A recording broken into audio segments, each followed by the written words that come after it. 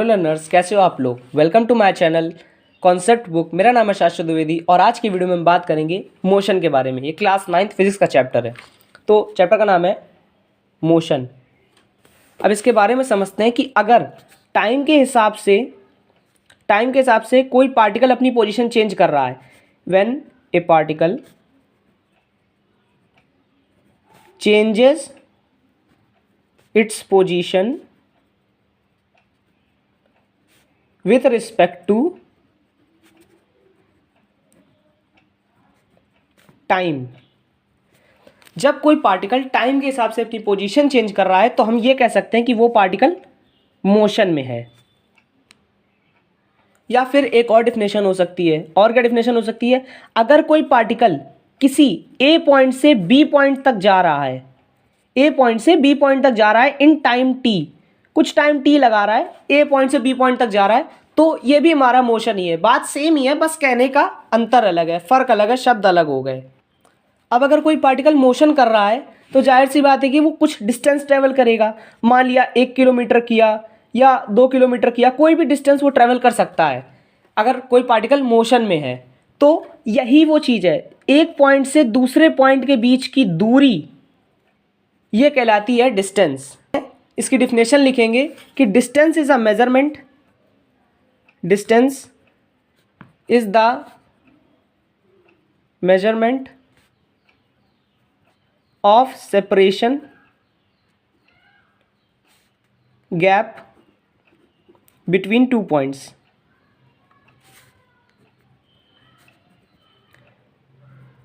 Measurement किसी भी उस चीज़ का मेजरमेंट, जैसे दो पॉइंट्स हैं, ए पॉइंट और बी पॉइंट, इनके बीच में कितना गैप है, इसको जब हम मेज़र कर लेंगे तो वो जो मेज़रमेंट आएगा वो हमारा क्या कहलाएगा? डिस्टेंस। अब डिस्टेंस मीटर में हो सकता है, किलोमीटर में हो सकता है, सेंटीमीटर में हो सकता है, ये कुछ स्टैंडर्ड्स है। बाकी डिस्टेंस माइक्रोमीटर, मिलीमीटर बहुत होते हैं, लेकिन हम कुछ स्टैंडर्ड यूज़ लेके चलते हैं, जैसे मीटर, किलोमीटर और सेंटीमीटर। अब डिस्टेंस जो है हमारी, डिस्टेंस हमारी कैसी क्वांटिटी है? स्केलर क्वांटिटी है। मतलब हमें केवल इसका मैग्नीट्यूड बताना है। क्या? मैग्नीट्यूड। हमें डायरेक्शन बताने की ज़रूरत नहीं है। मतलब हमें डायरेक्शन इसमें स्पेसिफाई नहीं करनी होती, हमें केवल मैग्नीट्यूड बताना होता है कि ये कितना एक्चुअली में चला है, किस डायरेक्शन में चला है, ये नहीं बताना होता। और जब डायरेक्शन बतानी होगी, अगर हमसे कह दिया जाए कि आप डायरेक्शन बताएं, तो उसे हम कह देंगे डिस्प्लेसमेंट। वो हो जाता है डिस्प्लेसमेंट। डिस्प्लेसमेंट कैसी क्वांटिटी है? वेक्टर। अब वेक्टर क्वांटिटीज़ वो क्वांटिटीज़ होती हैं जिसमें हमें मैग्नीट्यूड भी बताना होता है और डायरेक्शन भी, दोनों चीज़ें इसमें बतानी हो, वो हमारी वेक्टर क्वांटिटीज़ होती हैं। और जिसमें स्केलर क्वांटिटीज़, वो जैसे डिस्टेंस हो गई, वो हमारी स्केलर है, तो इसमें हमें केवल मैग्नीट्यूड बताना होता है, यानी केवल वैल्यू बतानी होती है, हमें डायरेक्शन नहीं बताना होता इसमें कि किस डायरेक्शन में गया है, east west north south, direction नहीं बतानी होती, केवल वैल्यू बतानी होती है। तो स्केलर समझ में आ गई। स्केलर क्वांटिटीज़ वो क्वांटिटीज़ जिसमें केवल मैग्नीट्यूड बताएं, डायरेक्शन ना बताएं।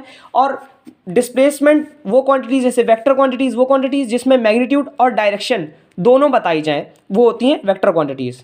अब मैंने आपको डिस्टेंस और डिस्प्लेसमेंट तो बता दिया, दोनों को एक एग्जाम्पल से समझ लेते हैं और फाइन तरीके से। जैसे कि एक पार्टिकल है जो किसी ए पॉइंट से किसी बी पॉइंट पर आया, ए पॉइंट से किसी बी पॉइंट पर गया और बी पॉइंट से किसी सी पॉइंट पर गया। तो जो इसकी ए पॉइंट से बी पॉइंट पर गया पहले, फिर बी पॉइंट से सी पॉइंट पर गया, इसने चला 1 किलोमीटर ये चला और 2 किलोमीटर ये चला।